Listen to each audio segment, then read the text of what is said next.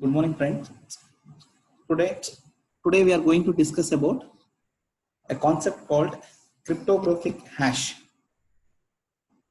So, as we know that hash function is a deterministic function that maps a large number of input element from largest set to small number of output element.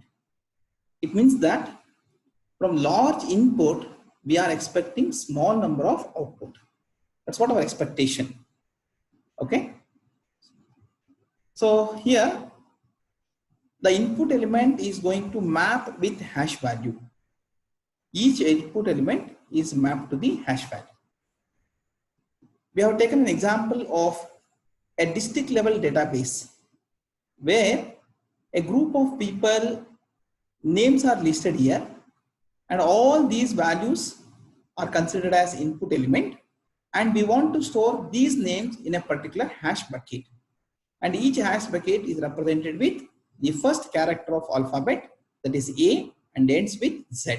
It means that totally we have 26 hash buckets, and our interest is to store these number of larger input to these number of smaller output elements.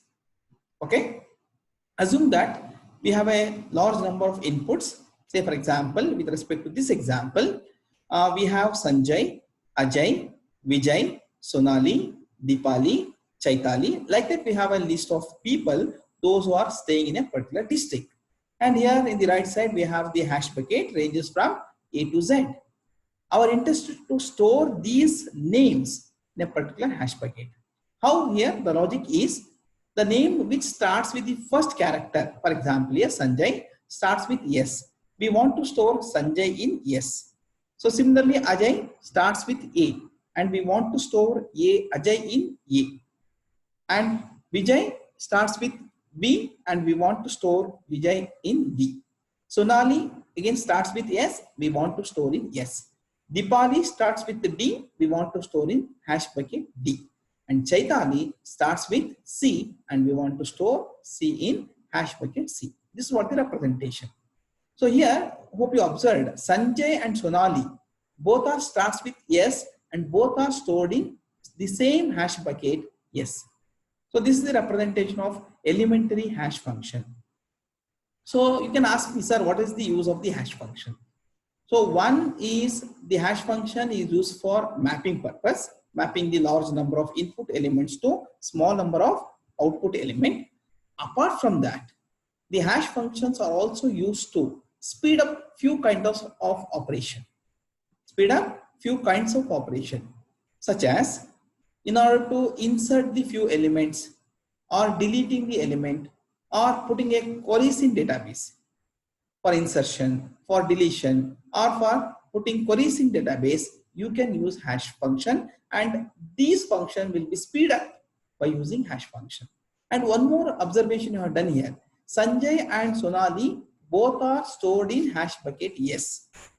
So when two or more names which starts with S stored in the same hash bucket S, that concept, that kind of situation is called collation. This kind of resultant operation is collation. What is collation? When two or more names stored in the same hash bucket which starts with, say example, yes. Here Sanjay and Sonali both are stored in same bucket, yes, hence it is called collation. So this is where with respect to the hash function and hash example. Coming to the properties of hash function.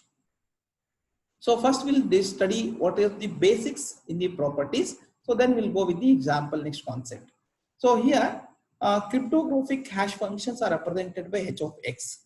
H of x is the notation for representing our hash function, and we know that h of x is the hash function which maps large number of input to small number of output element. And here hash illustrates few properties. First property is the one-way property. Second property is the weak collision resistance. Third one is the strong collision resistance, and fourth one is the confusion plus diffusion property. See what is meant by one-way property. As the name indicates, one-way property tells you have one value, from that you need to get another value. For example, you have a hash value y, from that you need to get input x. Understood? You have a hash value y. From that you are going to get input x. Means from output you are getting input. For example, when y is given as a hash value, from y you are going to find out input x, which is represented by h of x is equal to y. So similarly, we have one next concept of property is weak collision resistance. What is meant by weak collision resistance?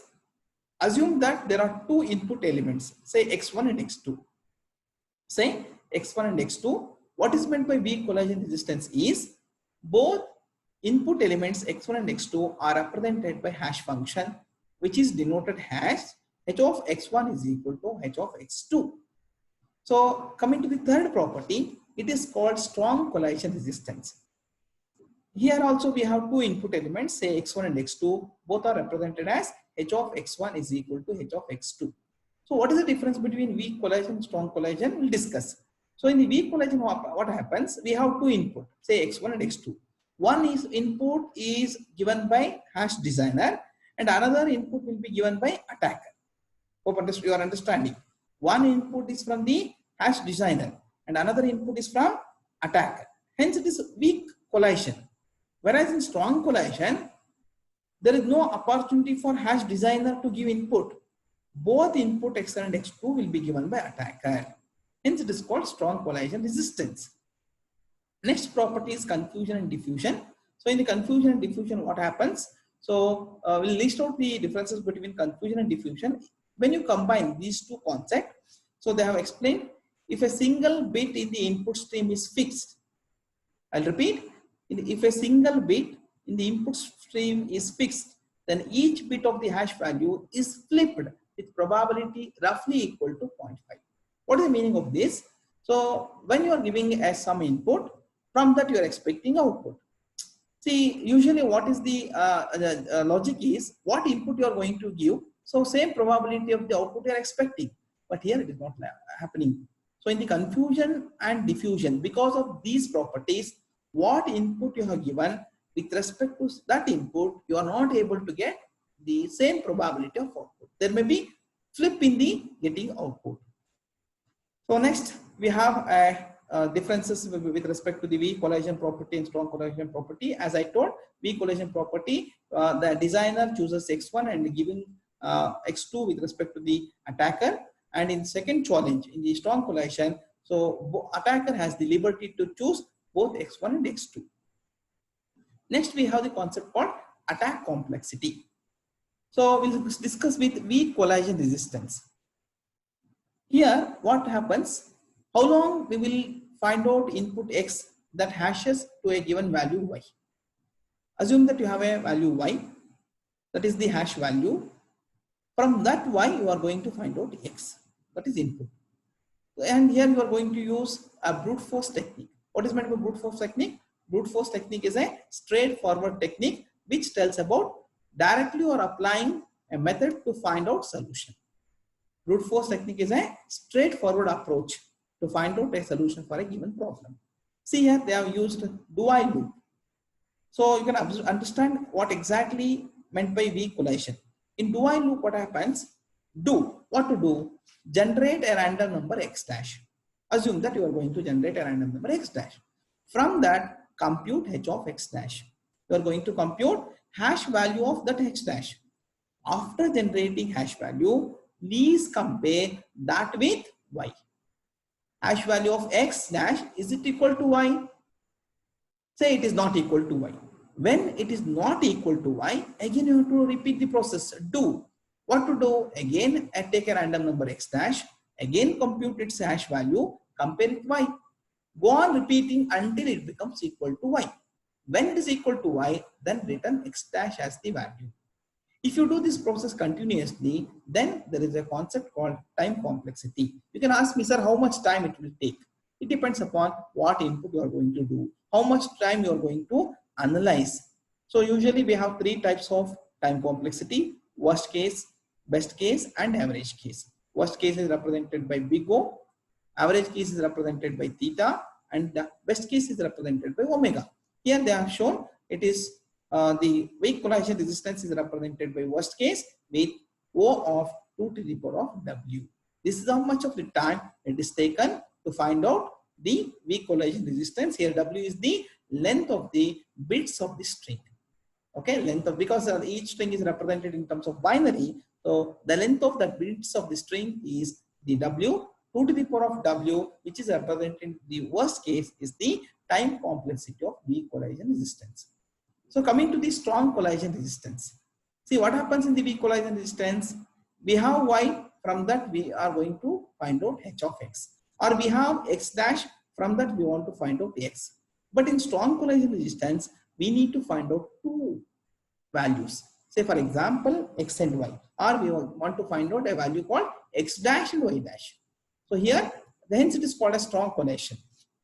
See, consider a set S, which includes input string and hash value. Here also we are going to apply brute force technique.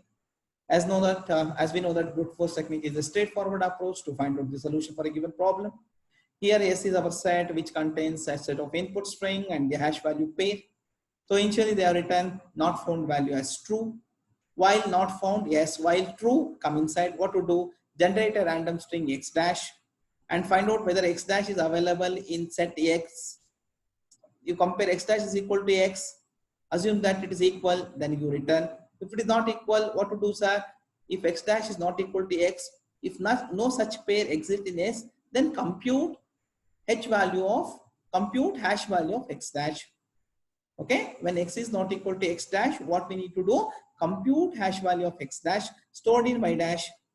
Then again compare Y dash with Y. If both are equal, then you return that value. Otherwise, if no such pair exists again in S, then you have to insert new value called X dash Y dash into S. What you understood from this? Generate a value X dash, compare X dash with X in S set. If both are not equal, then compute the hash value of X dash and store in Y dash and compare Y dash with Y.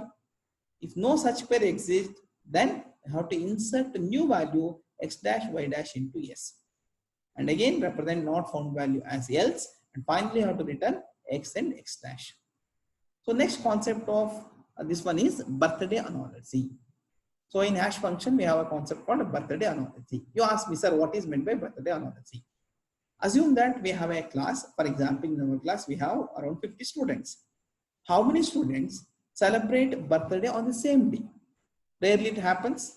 So we'll find out a day in which 2 or more students celebrating birthday on the same day. That concept, that situation, when 2 or more students, at least 2 persons coincides their birthday on the same day, that situation is called birthday paradox. Birthday paradox, and analyzing that kind of birthday is called birthday analogy, right? So what is meant by analyzing? We are going to take every student's name and their birthday, and after listing their names and birthday, we'll come to know that 2 or more students celebrating the birthday on the same day. That is analysis, and if you observe that situation is called birthday paradox. So what you are understanding from this, how it is related to hash function, because birthday paradox tells about coincidence, tells about collision concept. It may be sometimes weak collision, it may be sometimes strong collision, but birthday paradox is related to strong collision resistance, because here 2 or more students, they are going to celebrate birthday on the same day. So in now what we studied in this presentation is, we understood what is a hash value, how to represent the hash value, how to compute your hash value, and what is meant by hash value function with respect to the given database, and how to represent the properties of the hash values. What are the properties?